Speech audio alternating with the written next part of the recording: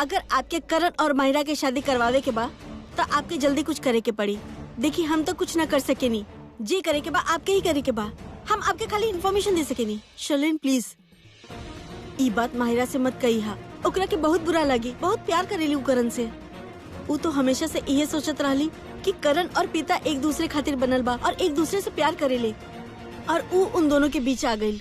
पर सच तो ई बा कि हम उ दोनों के बीच में खड़ल बानी। करण बतावत रहे हम कि आपके हस्बैंड के बारे में कि आप दोनों के बीच में कुछ इश्यूज है, कुछ प्रॉब्लम्स है, वो आपके पसंद ना है। एंड करण ऑब्वियसली आपके हस्बैंड के इतना अच्छा दोस्त है तो ओकरे सपोर्ट करी। ऐसा I don't like Karan also.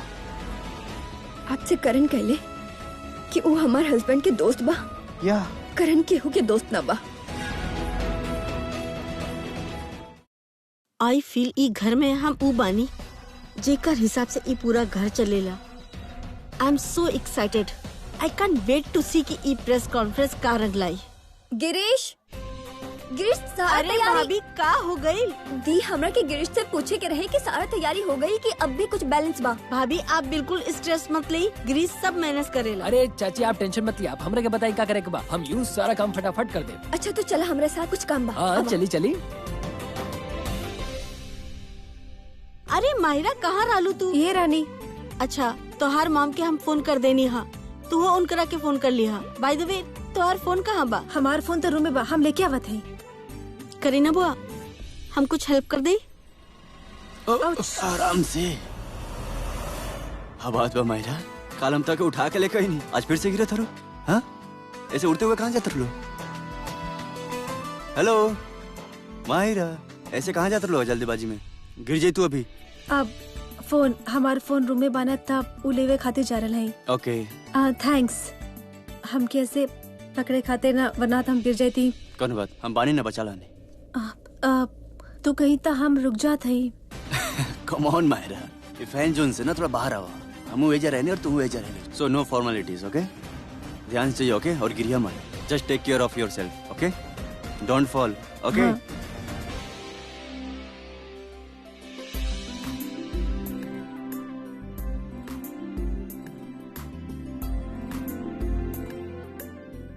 ये माहिरा आजकल तारा के देख के बड़ा खुश हो जाली।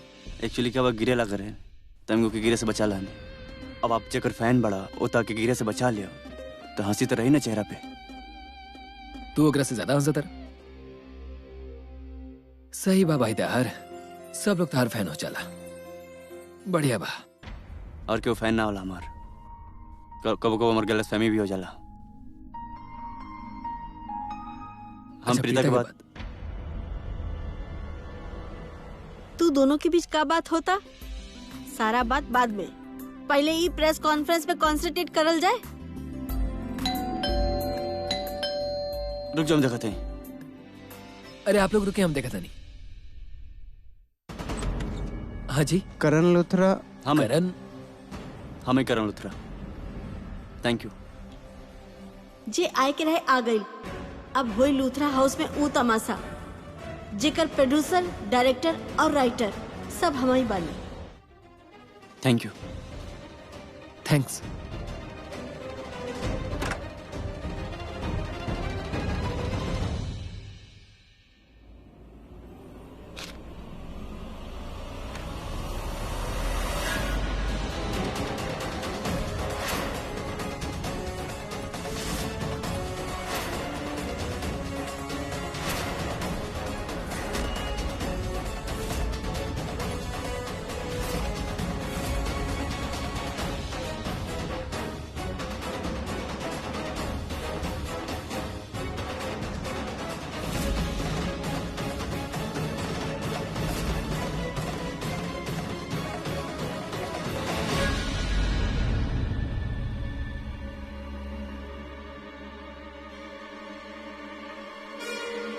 काबिल करण, काबिल।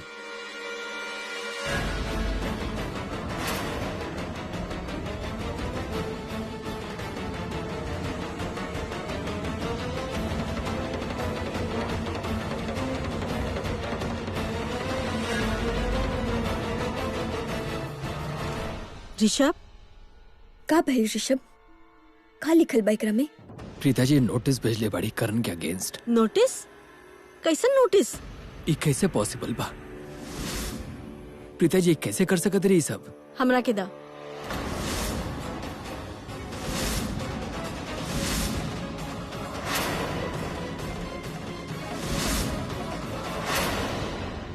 का बात बा? सब बहुत टेंस लागत आनी।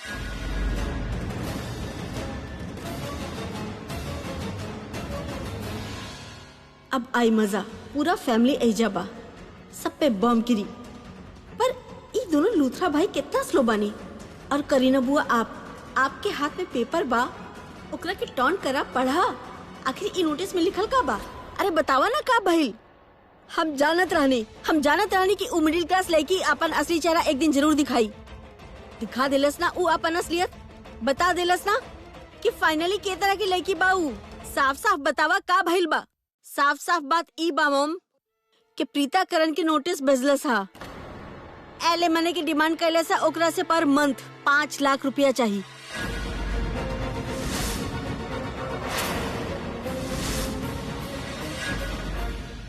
What? आप सब लोग तो ई सोचत हुई हैं सिर्फ 5 लाख रुपया मंगलस हा पर मंथ। लूथरा खातिर तो ई मामूली से रकम बा।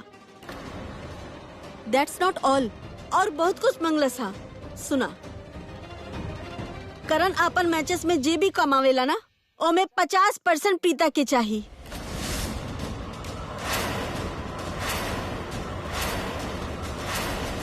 ई घर में करण के जे भी हिस्सा बा, ओकर 50% प्रीता के हुई।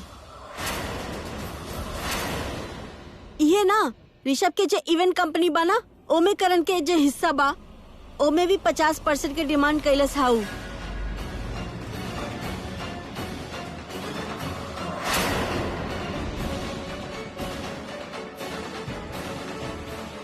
माय गॉड, सबके चेहरा तो देखा, देखे लायक बा।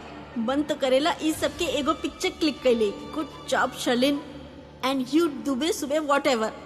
तू तो बड़ा कमाल के निकलल। का नोटिस भेजलस हा। अरे पर ई करीना बुआ ई मीन क्लास काहे ना पड़ता नहीं। चला शर्लिन, तोरा के ही जाके आगे के काम करे के पड़ी। करीना बुआ आप ही का कहा तानी? प्रीता इतना सब कुछ कैसे मांग सकेली? हम ना बोला तानी। ऊ एमे लिख के भेजलस हा, सब कुछ पढ़ला।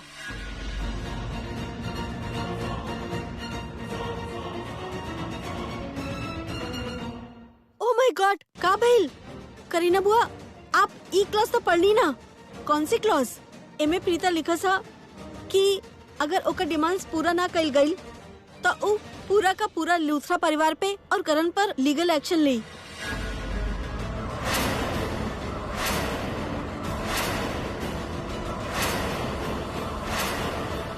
करण पे 420 की केस कर दई, मानहानि की दावा कर दई और इहो लिखल बा कि उ ऊपर मेंटल हैरेसमेंट और डाउरी के भी केस कर दई।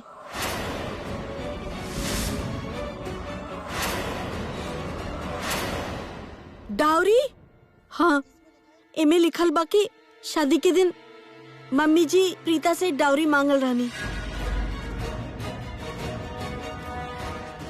अरे ऐसे कैसे हो सकेला? हम लोग तो शादी में रहनी भी ना, तो हमें कैसे पता चले कि प्रीता करण से शादी कैलस हा? एग्जैक्टली दादी, प्रीता ई नोटिस बहुत सोच समझ के बनोलस हा। प्रीता के पता रहे कि हम ई सवाल जरूर उठाई। ये खातिर प्रीता ई पहले ही लिखवा देलस कि अगर ओकर डिमांड पूरा ना कइल गइल तो करण पे 420 के केस करी, मानहानि की केस करी। अगर हमने के ई कह देनी कि हमने के पता ना रहे शादी के बारे में, तो हम प्रीता के सारा इल्जाम के सही साबित कर दे और कुछ 1 सेकंड में समझ जाए कि करण प्रीता के चीट कैलस रहे। चुप करा शर्लिन, ऐसा बात मत करा। आप चुप हो जाएं भाभी। सलीन जे भी कहा तारी वो सही कहा तारी, पेपर में लिखल बा। और सही बताई, ये सब आपके दोष बा, आपके वजह से भइल बा। आप ही उ प्रीता के सर पे बैठाले रानी। एक बार ना 1000 बार मना कहनी है कि अरोरास के हमनी के घर से दूर रखा, कोनो रिश्ता मत जोड़ी उनकरा के साथ, लेकिन आप हमार एगो बात ना सुननी। मम्मा, ये अब कैसे बात करल बानी मामी जी से? और भाई आप चुपचाप सुन रहल बानी, कुछ तो बोली। देखी मम्मा, प्रीता अगर ई घर में आयल रही ना तो ओकर पूरा दोष अकेले मामी जी के ना बा। हम सब प्रीता के एक्सेप्ट केले रहली, हमने सब ओकरा से रिश्ता बनले रहनी। अब अकेले मामी जी के दोष काहे देवत जा रहल बानी? काहे उनका से बात कर रहल?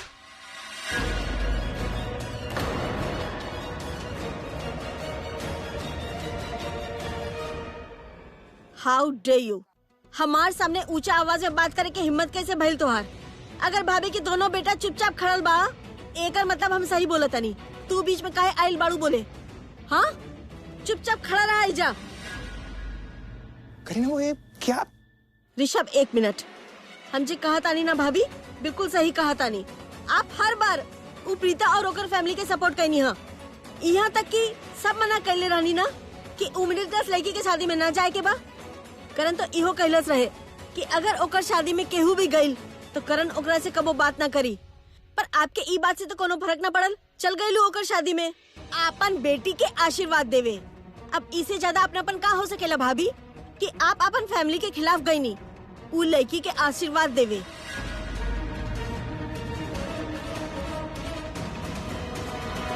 जब करण बदला लेवे खातिर उ लड़की से शादी करे के स्टूपिड गलती कैले रहे तब हम सबके वार्न कैले रहनी कि उ लड़की से पीछा छुड़वाला, करण के दूसरा शादी करवा दा कोनो अच्छी लड़की से, ताकि उ प्रीता से हमेशा हमेशा खातिर हमने की छुटकारा मिल जाए। लेकिन तब हमार बात कोनो न सुनलस। ऋषभ तो यहाँ तक कह देलस कि नहीं बुआ करण के तो शादी हो चुकल बा प्रीता जी के साथ, और भाभी भी ई शादी के मान लेनी। इन शॉर्ट हमार सारा घर वाला ई शादी के मान लेलस। अब हमरा के जवाब दी का करी? केहू बहु ऐसन करेली? नोटिस भेज देलस, एलिमनी के डिमांड कैलस, हा पैसे मांगता। अरे नोटिस ना लागता हमरा के, ई सीधा सीधा धमकी लागता। साफ साफ कैलस उ कि अगर हमनी ओकर डिमांड्स ना पूरी कैनी तो हमनी पर केस कर देई और ई सब बात भूल जाई और सारा केसेस भूल जाई। डावरी के केस हमनी लूथराज उ भीख मंगे अरोरा से डावरी मांगा। सबके पता बा कि डावरी लेब या देब कितना बड़ा गुनाह बा। ई जुर्म में हमनी के अंदर डाले चाहता रही हूँ। सोचत का बाड़ी उ लड़की उ कैसे कर सकेली हमनी के साथ ऐसन?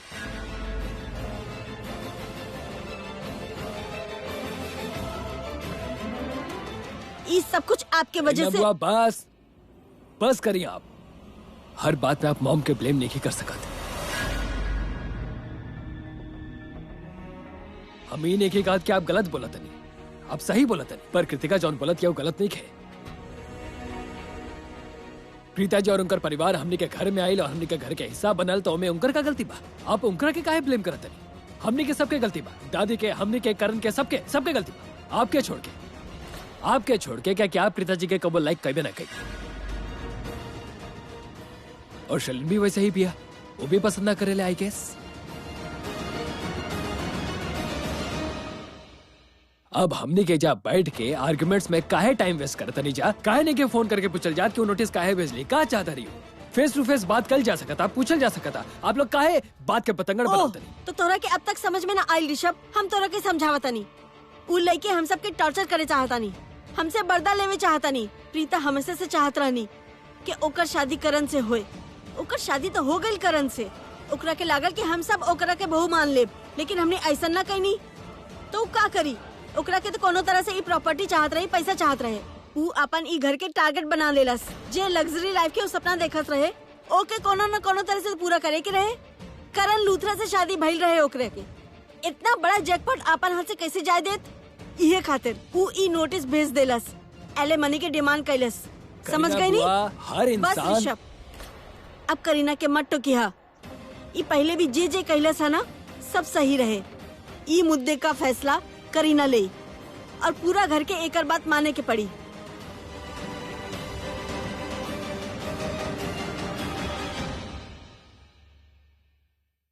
प्रेस कॉन्फ्रेंस शुरू के में भी वक्त बा। सैमी लॉयर के फोन कर। एक किस्सा ई है, यही समय ही खत्म हुई।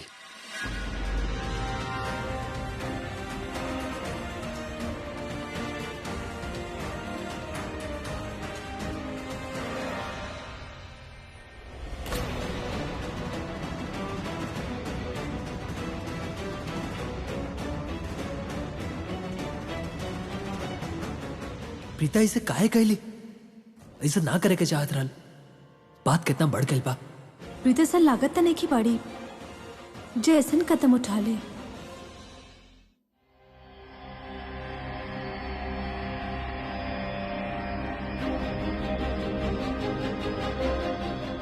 हम जाना जानी तुम्हारा हस्बैंड के कौन? करण बतावत रहे हम कि आपके हस्बैंड के बारे में कि आप दोनों के बीच में कुछ इश्यूज है, कुछ प्रॉब्लम्स है, that's why don't like you. And Karan obviously आपके हस्बैंड के इतना अच्छा दोस्त है तो ऑब्वियसली ओकरा ही सपोर्ट करी। दी आप इतना जल्दी कैसे आ गए? नहीं आई नो अब हमारे से अभी तक पूछनी ना, लेकिन हम आपके बता दें कि माँ और दादू मंदिर गए हैं। सब ठीक बा ना? आप इतना टेंस लग रहा है, कोनो बात पका? कोनो बात ना, बस सृष्टि 2 मिनट चुप हो जा बस, हमरा के अकेला छोड़ता। अच्छा ठीक बा, अकेले छोड़ देते हैं, लेकिन हम तो बस पूछत रहनी कि आप इतना टेंस लगल बानी, आप इतना जल्दी आ गए नहीं, खातिर हम पूछ लेनी। तका गलती कर देनी जल्दी आके। अजीब बात करत बारू सृष्टि, हम कहनी ना थोड़ी देर चुप हो जा या चल जा। ठीक है, अब इतना हाइपर मत हो, रिलैक्स करी। जारल बानी हम, छोड़ल बानी हम आपके अकेले।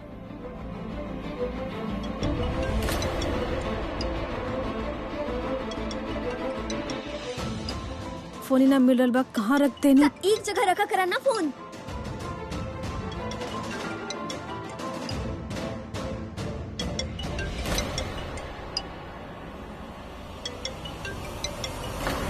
अब देखनी हम तो अपन फोन सही जगह पे रख ले नहीं, लेकिन आप एक ऊपर पर्चे रख दे नहीं। आप बताइए हम कैसे देखिए अपन फोन? कुछ भी। तो अभी भी समीर से बात करे लूं? हाँ समीर के फोन आवत रहे तो अभी भी समीर से बात करे लूं? पता बना माँ का कहले है उ लूथरा से हमने के कोनो रिश्ता ना रखी के बा, फिर भी तो ओकरा से बात काहे करे लूं? अरे अब आप पागल बानी का? ई उ समीर ना बा, ई लूथरा ना बा, ई अलग समीर बा। अब हमारे कॉलेज में रहे ना, आप ना जानत बानी ओकरा। उ फोन करत रहे, अब हमें वो काम करत ही। अबे खाते को एक गिलास पानी पी देते ठंडा, ताकि थोड़ा आप शांत हो जाए।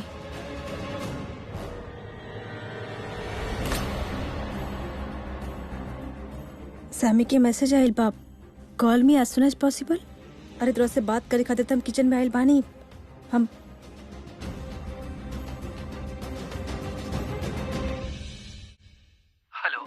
Hello Sammy. सृष्टि हम तारा के तब से फोन करत नहीं, तू हमारा फोन काहे नहीं उठावत? तू हमरा के बदलू काहे ना? क्या ऐसा कुछ होके वाला बा? एक मिनट, ये तू का बात करल बाड़ा? काना बते नहीं हम? देखा सृष्टि, हम दोनों के अच्छा से पता बा करण भाई और प्रीता के दिल में का बा। वो दोनों एक दूसरे खातिर का फील करेला लोग। हमने का अच्छा से पता बा कि एक दिन ऐसा जरूर आई जब करण भाई के अपन गलती के एहसास हुई। लेकिन तू करण भाई के जाना तरू ना कितनी जिद्दी पड़न, इतना आसानी से अपन गलती ना मानियन। उनका तनी टाइम लगे अपन गलती रियलाइज करे में। लेकिन तू तो प्रीता के समझा सकत रहलू ना। तू ओकरा के सब करे से काहे ना रोक लू? बतावा काहे ना रोक लू? का? एक मिनट समी तो के पता बा कि हमके पता बा, लेकिन हमके ना पता बा कि तू कौन बारे में बात करल बाड़ा। और घुमा फिरा के बात करे की जरूरत ना बा, सीधा मुद्दे पे आ। पॉइंट पे बाकी बैल का बा, काना बती ना हम। और दी ऐसन का कर दे रे कि नाइकी करे के चाहिए, का बोल रहल बाड़ा? अच्छा मतलब तारा नहीं के पता? अरे ना पता, एक खातिर तोरा से पूछल बानी हम। सृष्टि हाउ इज दैट पॉसिबल यार कि तारा पता नहीं के? हाउ इज दैट पॉसिबल? अरे यार समी एगो काम करब तो के हमके बात नहीं बतावे के बाना। तुमरा से बात ही काहे करल बाड़ा? फोन रख देना तू। अरे वरना हम कब से पूछल जा रहल बानी भइल कबा हमके बतावे, लेकिन ना बात घुमाएल जा रहल बाड़ा, लेकिन मुद्दा की बात नहीं करल बा। वैसे भी आज हमार दी के मूड बहुते खराब बा, इतना गुस्सा में बानी हूं तो के पता बा तोहार फोन आवत रही, देख लेली बस फिर का हमके डांटे लग गईली। तू समी से काहे बात करत रहलू? मां मना करके रखले बाड़ी लूथरा परिवार में केहू से बात करे खातिर। यार आज से पहले हम दी के इतना गुस्सा में कब्बो ना देखले रानी। पता ना का हो रहल बा, हमके केहू कुछ बता भी ना रहल बाड़ा। यार तू बतावा ना यार। देखा तारा नहीं के पता, लेकिन हमरा अच्छा से पता बा। और हमरा ये भी पता कि तार दीदी इतना गुस्सा में काहे बाड़ी। लेकिन सच कही आज हमरा पहला बार प्रीता पे बहुत गुस्सा होता। एक मिनट, भइल का बा? का बात भइल बा? तो ये काहे गुस्सा रहल बा? और दी पे काहे गुस्सा रहल बा? तो के वो हमनी के घर में नोटिस भेजले बड़ी सृष्टि। नोटिस? हाँ नोटिस। और तारा के ओकरा के रोके के चाहत रहल ऐसा करे से। अब देखिए इन नोटिस के वजह से सब कुछ बदल जाई और ई घर के सब लोग ओकरा अगेंस्ट हो गइल बा, ओकरा खिलाफ बात करता। हम कबो ना चाहत रहने के ऐसा कुछ होके, लेकिन ई नोटिस सब कुछ बर्बाद कर देला, सब कुछ खराब कर देला। एक मिनट, तू कौन नोटिस की बात करल बाड़ा? कौन सा टाइप के नोटिस बताइवा कुछ? अरे सच्ची आज हमने के घर में को प्रेस कॉन्फ्रेंस रहे, हमने के ओकरे वेट करत रहनी और तभी हमने को नोटिस मिलल और हमें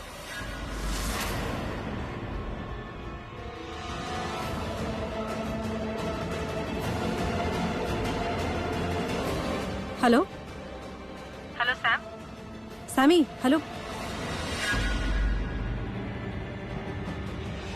कमाल बा, ये फोन काट देलस, पर हमार फोन काहे काट देलस बिना बात बताए हम।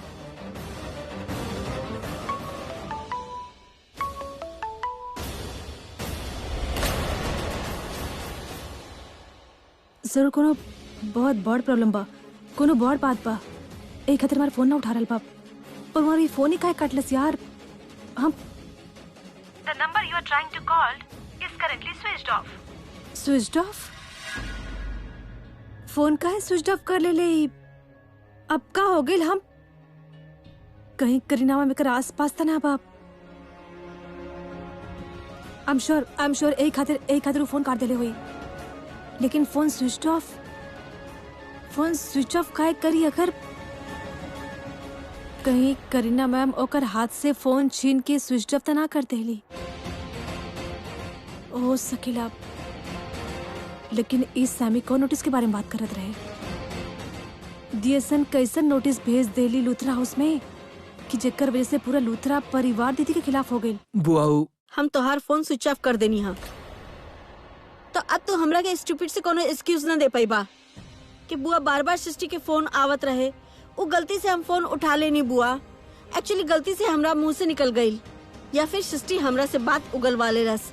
ऐसा कोनो रीजन ना दे पाई बा तू हमरा के एगो बात बतावा समीर, तू सच में अपन भाई करण से प्यार करेला या ना?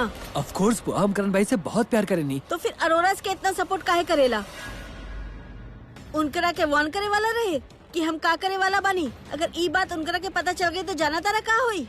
वो लोग गुस्सा में आ जाई हैं, अपसेट हो जाई हैं। हमनी के खिलाफ पुलिस कंप्लेंट फाइल करी है। ई जे नोटिस में धमकी भेजनी है ना, वो धमकी सच हो जाई। वो सारा केस कर दे हमनी पे। हमनी के साथ साथ मॉम के भी जेल जाए के पड़ी। समीर, तू हमनी के देश के कानून के जाने ला ना कि एजा के कानून लड़की के सपोर्ट करेला, काहे कि नॉर्मली मुसीबत लड़की पे आवेली। जी बुआ, लेकिन एगो लड़की हमनी के खातिर मुसीबत बन चुकल बा। ई बात के बिलीव करी? कौना के समझाए भी ई बात? मायरा, आई थिंक मॉम ना बहुत रूड हो जाली मामी जी के साथ। I mean it's not the way यार। मामी जी इतना अच्छा है, इतना स्वीट तू देख लू ना, लेकिन मॉम के उनकर अच्छाई के फायदा उठावे के बाद और रूड बिहेव करल बानी ओकरा साथ। दिस इज नॉट फेयर। कुछ ना बोली, लेकिन कृतिका हमार बात सुना। केहू के साथ अनफेयर ना बा, केहू के अगेंस्ट ना बा, केहू फायदा नहीं उठा रहल बा। राखी आंटी बहुत ही स्वीट है, वो हमके बहुत ही पसंद है, हमारे अपन मॉम की जैसा नहीं। लेकिन करीना आंटी गलत देखे है। मायरा हमार बात सुना, हमार कहे के मतलब बाकी उनकर जे तरीका रहे ना, जो तरह से वो बोली वो गलत रहे, लेकिन वो जे कहत रहली वो गलत ना बा। तू सोच के देखा, वो जो कुछ भी कहली, जब भी वो कहली कबो गलत नहीं भइल बा। उनकर जे अपन एक्सपीरियंस बा वो गलत होवा थी ना बा। हम मानत थी वो गुस्सा में थोड़ा सा ओवर रिएक्ट कर देली, पर वो सिर्फ यही खातिर कहे कि करण और ऋषभ के अंदर वो बहुत ज्यादा प्रोटेक्टिव है। वो दोनों से बहुत ज्यादा प्यार करेली, शायद तोरा से थोड़ा से ज्यादा, कहे कि वो दोनों उनकर लाइफ में पहले आवा थी, उनकर जन्म पहले भइल बा। करीना आंटी अपन आँख के सामने दोनों के बड़ा हुआ देखले हैं। करीना आंटी और राखी आंटी के प्यार में कोनो फर्क ना बा। इट्स जस्ट कि वो बहुत हार्ट हो गई रही, उनका लागल कि केहू उनकर फैमिली के साथ कुछ गलत कर रहल बा। कृतिका, हम अगर सच कही ना, हमके तो कुछ समझ में ना आवत रहे उस समय। प्रीता नोटिस भेजली बाड़ी। It's unbelievable. हम मान ही ना सकेनी, कहे कि जितना हम अभी तक प्रीता के जानले हैं, समझले हैं, ओकर खातिर अपन सेल्फ रिस्पेक्ट बहुत इम्पोर्टेंट बा। तो फिर वो कैसे कर सकेली अगर प्रीता ही नोटिस भेजली बाड़ी, जे कि बहुत ही गलत बा। करण जो कुछ भी करे तो गलत बा ही, लेकिन अब जे प्रीता करल बाड़ी, इस तरह से पूरा फैमिली के बीच में लावे के dowry case, it's clear blackmailing. हम सब प्रीता के इतना अच्छा से जानत रहनी, तू कबो सोचले रहा कि प्रीता इतना प्लान बनाए ई फैमिली के खिलाफ, इतना बुरा करी सबके साथ? सोचले रहल कभी? अगर तोहरा के ई बात पे विश्वास नहीं किया होत तो लोगन के ई बात के विश्वास कैसे दिलाई? समीर, अमीर होप नसीब के बात बा, पर अमीर पे मुसीबत ज्यादा आवेला। जब अमीरन पे उंगली उठेला ना, तो पूरा दुनिया तमाशा देखेला। पुलिस भी ये कही ना कि करण लूथरा एगो अमीर फैमिली के बिगड़ल भल बेटा बा और प्रीता अरोरा एगो बिचारी गरीब घर के लड़की ओकर आंसू देख के पिघल जाई हैं और करण के दोषी मान ले हैं।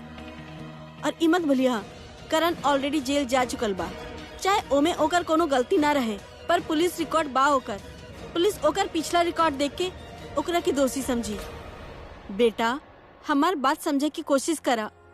हम ई सब करण के हेल्प करे खातिर करतानी, ओकरा के इन सारा मुसीबत से निकाले चाहतानी। हमार मदद कर दा समीर, पीठ पे छुरा मत घोपिया। अपन फैमिली के साथ दा, अपन भाई के साथ दा। बुआ हम आप लोग के साथ ही एगो बानी। बात बतावा, भाभी से प्यार करेला तू?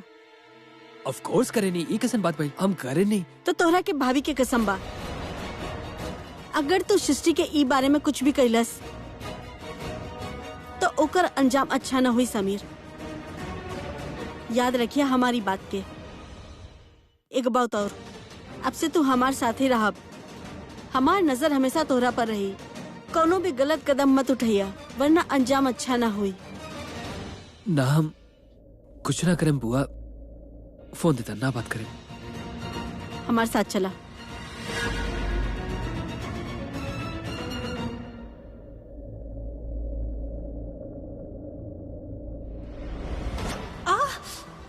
Are you okay?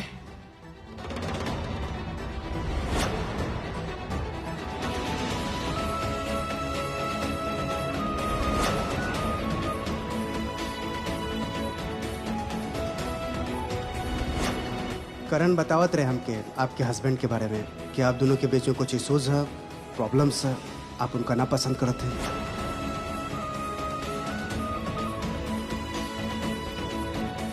एगो फ्री की एडवाइस देवे चाहता नहीं तोरा के। करण के नाम के ई सिंदूर और ई मंगलसूत्र इनकरा के हटा दा। इनकरा के कोनो जरूरत ना बा तोहार लाइफ में।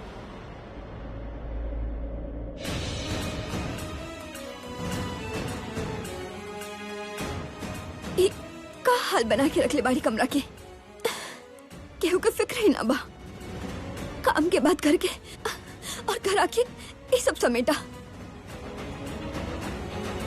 सृष्टि भी ना इतना बड़ा हो गल बिया, लेकिन ई ना कि धुले के बाद अपना कपड़ा तय करके रखल करा। सब कुछ हम ही करत बानी यहाँ। केहू के भी हमार कोनो फिक्र ना बा, केहू के भी।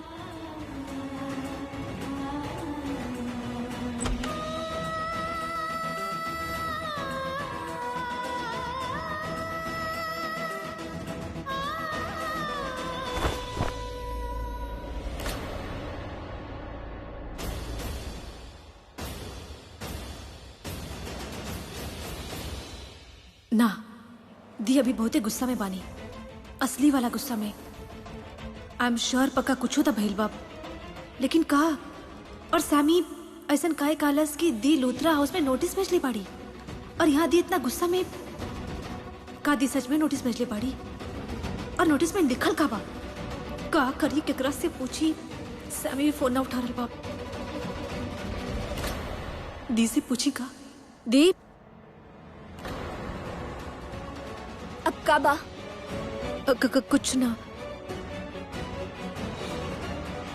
अब तो इक्की को रास्ता पता करेगी। लूथरा हाउस, हम लूथरा हाउस जाइब और पता लगाई दी वहाँ कौन सा नोटिस भेजले पाड़ी। शर्लिन, मिस्टर सम्मान आयल आ नहीं बुआ, हम उन्हीं की वेट करता नहीं। ऋषभ जी गेस्ट रूम में बानी, उ कहले जैसे ही एडवोकेट आ जाए उनकरा के गेस्ट रूम में ले आए। गुड, आए दे उनकरा के। सबसे पहले तो हम उनकरा से बात करब। बुआ, आई विश हमनी जे करे जाता नहीं ओकरा बारे में प्रीता या ओकर फैमिली के कुछ पता ना चले। उनके यह लगे कि चाहिए कि हम नोटिस दे के डर गई नहीं हा। उनकर सारा कंडीशंस और सारा डिमांड्स मान गई नहीं हा, और उनकरा पत्ता अटैक करी जब उस सोचले भी ना रहे। डोंट वरी शर्लिन, यहाँ ऐसा कोनो भी ना बा जे उन अरोरास के जाके बताए कि हम का प्लान करता नहीं। Right Sameer? Mister Sharma please, सब लोग आपके वेट करता नहीं गेस्ट रूम में। चलिए प्लीज। नजारा देख के तो लगा था रिश्ता और ज्यादा बिगड़ जात बा। ओह गॉड, आई विश कुछ तो अच्छा हो जाओ, कोनो तो चमत्कार हो जाओ। पलक झपकते ही सब कुछ ठीक हो जाओ। वैसे हमरा लागत नहीं है कि प्रीता ऐसा नोटिस भेज सकती है। आई विश ये नोटिस तो सच में ना भेजले होके। आई रियली विश क्योंकि और के भेजल फेक नोटिस साबित हो जाओ। ना ना, कोर्ट के नोटिस फेक कैसे हो सकता, लेकिन फिर भी हम यह चाहता नहीं कुछ तो ऐसा हो जाओ कि करण भाई और प्रीता के दिल में जो नफरत पाना वो मिट जाओ। ये घर में सबका दिल में जो प्रीता खातिर करवाहट पाना वो खत्म हो गए। क्या जो होता ना बहुत बुरा होता, बहुत ही ज्यादा। Please I. Hello hello mister, please please sit.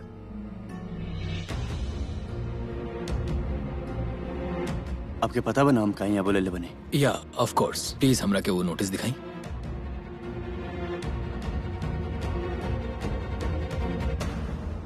हमने ई नोटिस के मुंह तोड़ जवाब दे चाहता नहीं।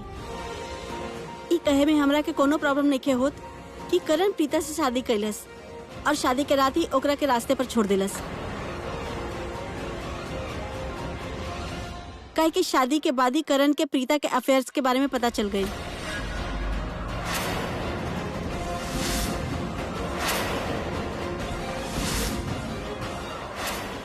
व्हाट? और अब यह बिना पे करण पिता के डिवोर्स देवे चाहता रहा। कन्या दी, ये आप कैसन बात करत बानी? हम सब जानत बानी कि प्रीता की शादी पृथ्वी के साथ होके वाला रहे। उता हमने के घर में आयल रहे इनविटेशन देवे। फिर आप ऐसा गलत इल्जाम और बेचारे लड़की पे कैसे लगा सकेली? कन्या दी, वो लड़की ऐसा ना भारी, वो लड़की तो बहुत अच्छी लड़की बा। ये ना भाभी, डू यू नो समथिंग भाभी? आप हमरा के झूठा साबित नहीं के करेनी, आप प्रीता के सही साबित करे की कोशिश करता नहीं। काहे कि अभी भी आपके दिल में उन लड़की खातिर फीलिंग्स बा, राइट?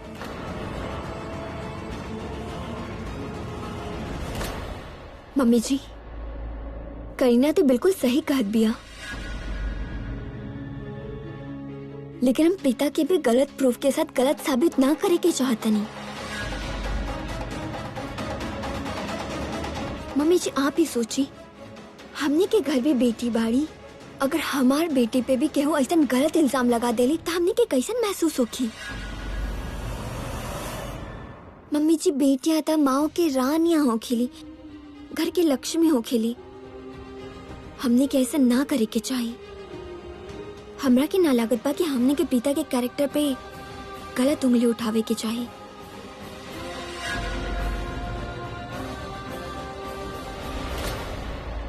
राखी सही कहा तारी पुत्र।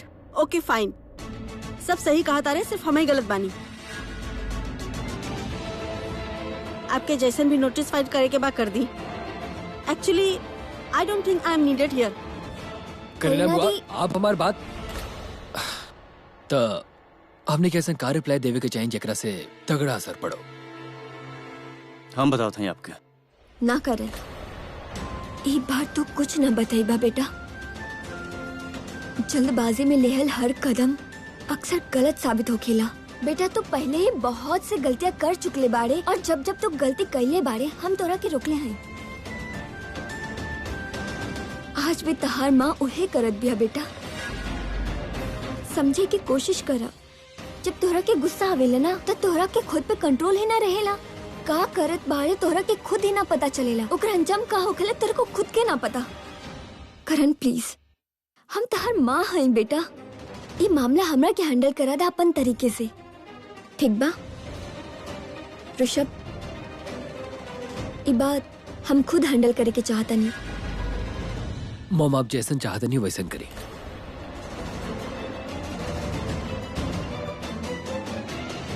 ऐजा तो पूरा का पूरा बाजी पलट गई। हमरा के लागल कि लॉयर के आते ही ई लोग करण और पिता के डिवोर्स पेपर बनवाई है, पर ऐजा तो कुछ और बने जा रहा बा। ओ नो, हमार तो पूरा प्लाने चौपट हो गई।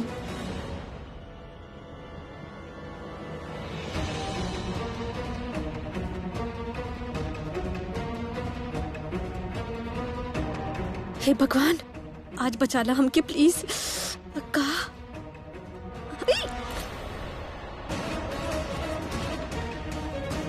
के हो तू? और घर के अंदर कैसे आगल हुआ? जवाब काहे ना देता रू? के बा और लूथरा उसमें का करता रू? नमस्ते मैडम, हम गौरी, अतुल लोखंडे, अंचीवर के पुअर, हमार मतलब छोटी लड़की, बवंची लड़की जे बाड़ी ना, वो भेजले भाई। आप लोगन के कपड़े हमारे यहाँ प्रेस होवे के आवेले। ठीक बा, हम कपड़ा लेके आवत। हाँ ठीक बा।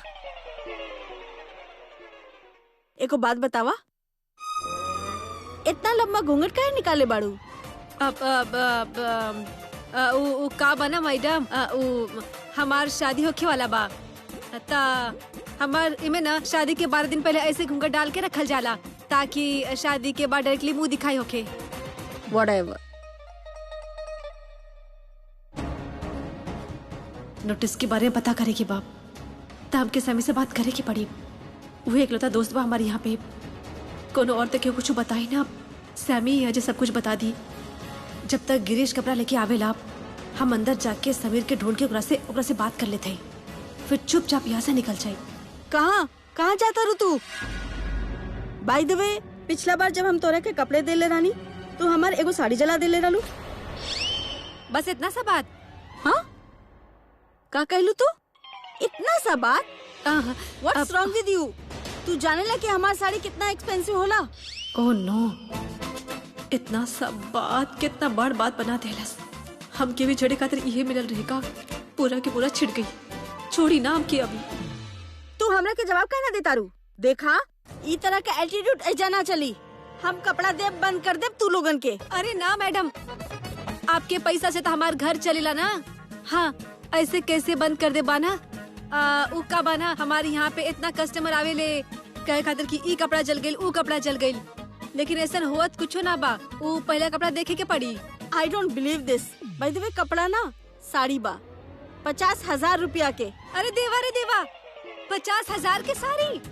मैडम एक सलाह देवत बानी, हम नेक्स्ट टाइम महंगी साड़ी खरीदे के पड़ी ना, तो ऐसा साड़ी खरीदी जे जले और फटे पे खुद ब खुद सिल जाए। यहाँ वो जली, यहाँ वो सिली, फटी सिली, फटी सिली कर ले बराबर ना। तू पागल बाड़ू? ना मैडम, पागल तो ना बानी, बहुत ही शानी बानी हम। वो का बा ना मैडम, वो साड़ी देखे के पड़ी कि कहाँ चलल बा, कहाँ फटल बा, वरना बहुत लोग झूठ बोलेला ना कि ऐसे ऐसे जल गया। फिर हाउ डर यू? तोरा के लगता हम झूठ बोलता नहीं? ना मैडम, अगर साड़ी जलल भाई निकलता, काट ली पैसे और का। रियली? तू हमरा के 50,000 रुपया देबू? हाँ, इंस्टॉलमेंट में मैडम। हाँ ओके ना, हम अभी लाता नहीं साड़ी। ओके।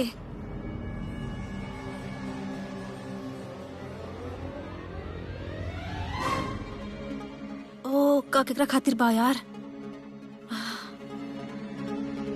यार इतना केकरा खातिर रही, लेकिन वो भी खिसक जा सैमी के रूम।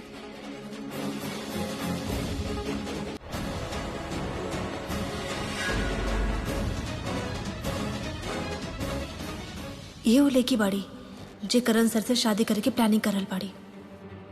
बैड गर्ल कहीं की। करण सर की ऑलरेडी शादी हो चुकल बा हमार बहन से। काश हम अभी एकरा अच्छा खासा लेक्चर सुना सकती, काश हम एकर मुंह नोच सकती और मुंह नोच के बोल सकती, बुरा नजर वाले हमार जीजू पे बुरा नजर मत डालो।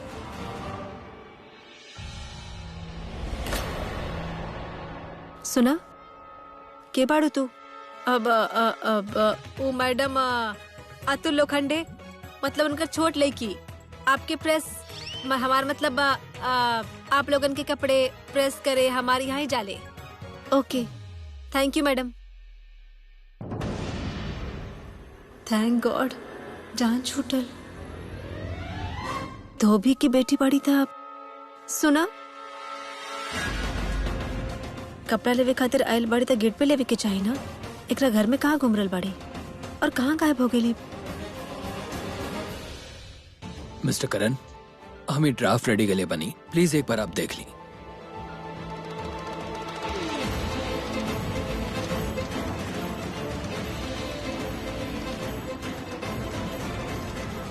रिप्लाई कब देवे के बाद प्लीज हमरा के बता देम, काहे कि हमने के पहले एक रखे रजिस्टर करे के हुई। जी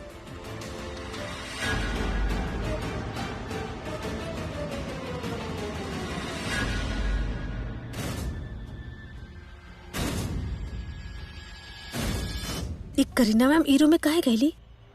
वो भी साड़ी लेके? चला सृष्टि, अपन जासूसी शुरू कर दा।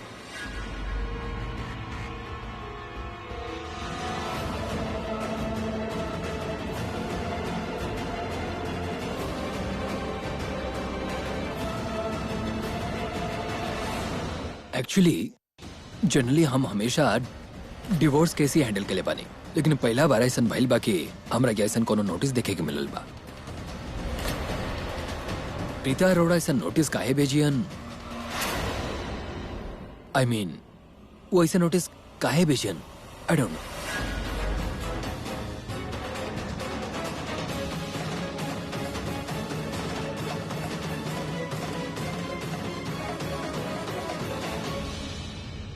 कहाँ गायब हो गई ये लिखी?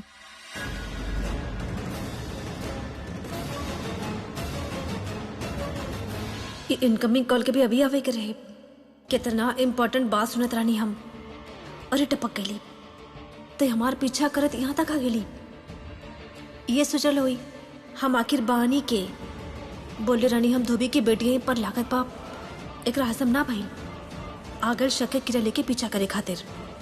अरे बाद में आ जाती हमके पूरा बात तो सुने देती। हमके सुने के बाद अंदर का चल रहा बा यार।